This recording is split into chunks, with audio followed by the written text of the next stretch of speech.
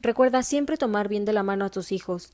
Una madre llevaba a sus hijas gemelas a la escuela y mientras caminaban tarareando el teléfono sonó desde su bolso. Era del trabajo. Respondió rápidamente y su jefe le pidió que acudiera de inmediato a la oficina, así que dejó que las niñas continuaran solas, pues conocían bien el camino. Al solo dar 20 pasos a sus espaldas, el ruido de un frenazo hizo que volteara la cabeza con una expresión de horror en el rostro. Los cuerpos de las dos pequeñas yacían inertes bajo un camión, todavía tomadas de la mano. La mujer se sumió en una profunda depresión de la cual solo pudo salir con un nuevo embarazo. Irónicamente, en su vientre dos niñas gemelas. Cuando dio a luz, el asombroso parecido con sus hijas fallecidas sorprendió a todos. A medida que las pequeñas crecían, a la madre le aterraba la idea de que pudiera perderlas. Un día, de camino a la escuela, entre llantos, su madre le rogó que no cruzaran nunca sin su permiso. No te preocupes, mamá. Ya nos atropellaron una vez. No volverá a ocurrir. Algunos viajeros aseguran que al pasar por ese tramo se logra escuchar el tarareo de unas niñas. Maite era una niñera muy reconocida en la ciudad por el grato cuidado que daba a los niños. Un día la llamó un número desconocido. No solía tomar este tipo de llamada, pero recordó que hay empresas que marcan con el fin de mantener oculto el número por si no dan con las personas. Al tomar la llamada, una señora con voz dulce solicitaba su servicio para que Maite cuidara a su hijo de 9 años mientras ella se iba de luna de miel con su esposo. Maite aceptó con alegría. Aparte de necesitar el trabajo, nunca había cuidado a un niño de 9 años, ya que siempre cuidaba niños entre 2 y 5 años. La emoción que sentía hizo que preparara todo lo que necesitaba y partió a la dirección que le facilitó la señora. Pero cuando llegó al lugar, las ventanas de la casa estaban rotas, las paredes estaban feas de pintura y la puerta se encontraba abierta. No tomó importancia a esto y entró a la casa ya que la puerta se encontraba abierta y vio cómo estaba destrozada la casa e incluso las cortinas estaban llenas de sangre. Llamó desde la puerta pero nadie le contestó. Lo hizo una y otra vez. Ya aterrorizada por la condición de la casa, aparte su olor era insoportable. Escuchó unas carcajadas que venían de la habitación del segundo piso. Intentó subir las escaleras para ir a ver lo que sucedía. Vio a un niño muy pálido e incluso vestido de blanco, parado casi arriba de las escaleras. Ella, al ver al niño, se detuvo y con voz suave le preguntó: ¿Cómo estás? ¿Dónde está tu madre? ¿Qué ha pasado aquí? ¿Cómo te llamas? El niño respondió: Hola, mejor dime quién eres tú. Maite respondió: Soy tu nueva niñera, tu madre me llamó, quiero ser tu amiga. El niño la miró fijamente por unos minutos y le contestó con voz fría pero penosa: Debería salir de esta casa, aquí morí yo y la mujer que la llamó por teléfono fue quien me mató. Maite miró al niño muy asustada y confundida y dio la vuelta para escapar del lugar. Pero la puerta estaba cerrada, volvió a las escaleras, pero encontró el cadáver del niño. Este estaba en el suelo con la cabeza torcida. La sangre empezó a correr por las escaleras. Maite intentó escapar, pero una señora la detuvo y con voz suave le dijo: Eres la próxima. Nunca pongas tantas flores en casa. Mi amiga Elizabeth Callat solía llevarme flores todos los días, de todo tipo, de diferentes colores y tamaños. La verdad, no eran de mi agrado, pero era un buen detalle de su parte. Ella constantemente las cambiaba. Según pasaba el tiempo, era más la cantidad. Me sentía ahogada. Dios mío, era una exageración. Un martes, en la madrugada, me levanté a tomar agua. La verdad, no podía caminar. Me sentía mareada. El olor a flores me tenía totalmente drogada. No llegué a tomarme el vaso con agua. En ese instante me desmayé. Al despertar me encontraba en el hospital y allí estaba la policía para interrogarme. Mi amiga Elizabeth Callat estaba desaparecida. Cuando llegué a casa no estaban las flores, solo una nota que decía: regresaré pronto. Sí, me lo comí a todos. Semana más tarde, el dolor estomacal consumía mi existencia. Tenía pesadilla cada noche. El primer día eran mis abuelos susurrándome porque lo hice. Luego mis tías, está satisfecha. Mis tíos clamaban: no vivirás en paz. Mis primas reían a carcajada. Nunca te librarás de nosotras. Y mis primos pagará lo que has hecho. Desperté e intenté vomitar.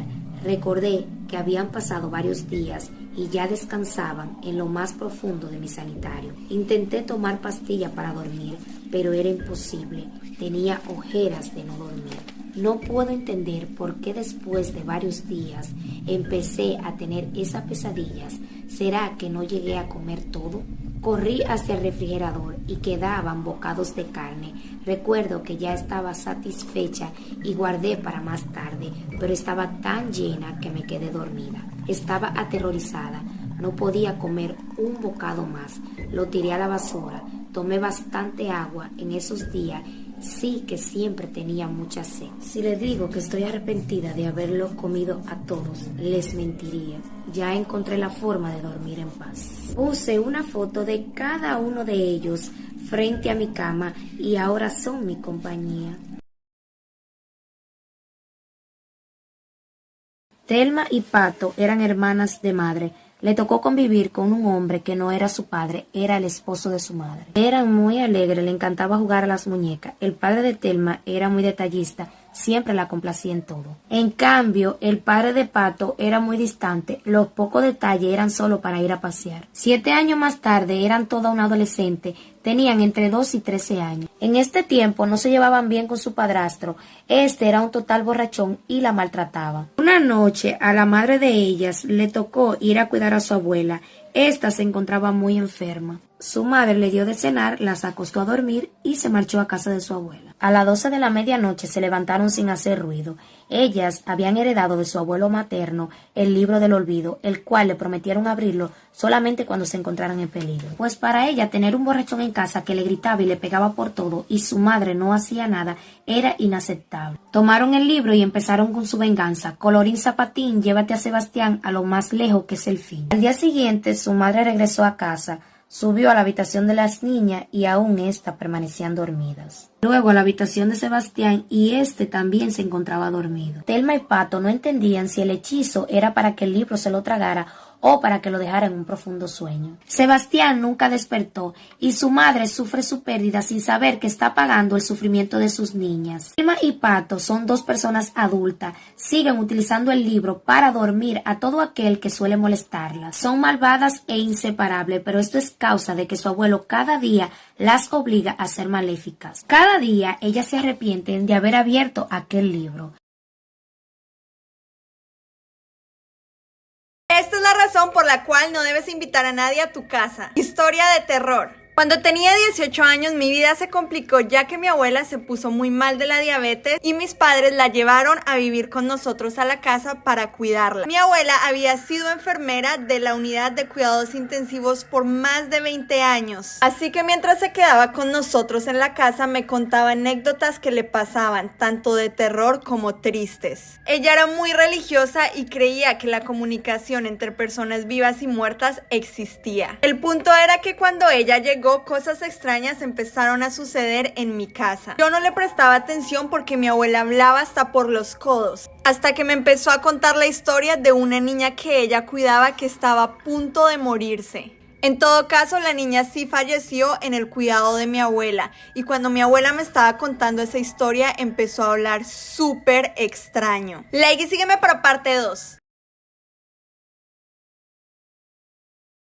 La historia de la niña iba en que necesitaba un trasplante de corazón lo más pronto posible. Su familia no tenía dinero, así que la niña se la pasaba al cuidado de mi abuela todos los días en el hospital. Hasta el punto en que mi abuela la quería como su propia hija. No la quería, la amaba. Desafortunadamente la niña no resistió y perdió la vida, lo cual fue una gran pérdida para mi abuela, ya que mi abuela se había obsesionado con ella. Mis padres siempre me decían que veían a mi abuela hablando con alguien, pero que ella hablaba como sola. Pero volviendo al tema de la niña, ese día mi abuela empezó a hablar súper extraño y la vaina se volvió más extraña cuando me dijo que la niña estaba al lado mío. No, hombre, lo que se vino después cambió mi vida para siempre. Like y sígueme para parte 3.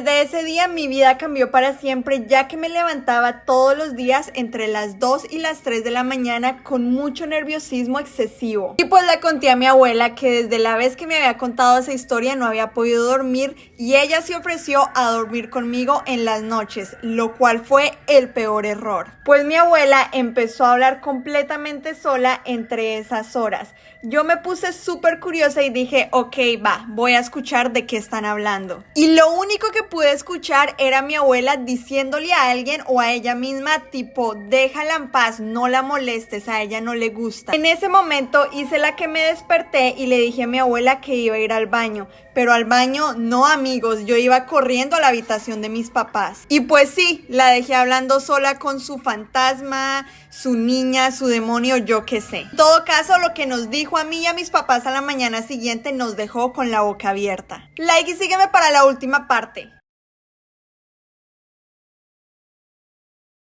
Mi abuela se sentó en la mesa del desayuno y dijo que se iba a ir de la casa porque no quería incomodar a nadie. Mis papás fueron de tipo, no te vayas, o sea, ¿quién te va a cuidar? Estás cometiendo una locura. A lo que mi abuela respondió, no, porque yo no estoy sola. En ese momento sentí mariposas en el estómago, pero de los nervios, porque sabía que estaba a punto de hablar de la niña fantasma. Y sí, le empezó a contar a mis papás la historia de la niña que se murió en su cuidado. Y les dijo que desde que esa niña se había ido, mi abuela no se pudo despegar de ella y la llevaba a todos lados. Pues que mi abuela no quería causar molestias porque la niña se había tipo obsesionado conmigo. En todo caso, mi abuela se fue de la casa y las cosas extrañas que pasaban dejaron de suceder. Y pues sí, me costó aceptar que mi abuela tenía un fantasma que la acompañaba a todos lados.